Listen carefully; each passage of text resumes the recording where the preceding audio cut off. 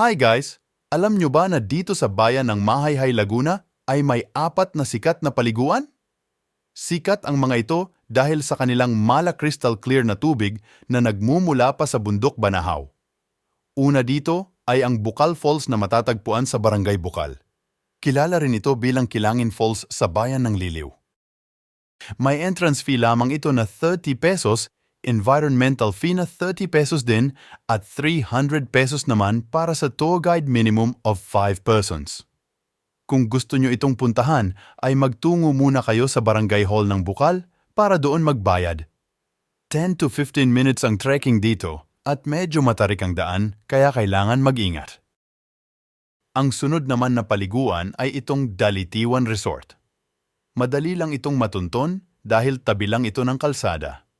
150 pesos naman ang entrance fee dito. May malaking pool ito at ang tubig ay galing sa bukal. Tabi lang din ito ng ilog kaya may dalawa kayong pagpipilian, ang pool o ang ilog. May maraming cottages ito at mga rooms para sa mga gustong mag-overnight. Ang pangatlong paliguan ay itong Sprite Falls, taas lamang ito ng Dalitiwan Resort. 75 pesos naman ang entrance fee dito. May mga cottages din at pwedeng-pwede mag-overnight. Ang pang-apat ay itong Taytay Falls na matatagpuan naman sa Barangay Taytay. 50 pesos ang entrance fee dito.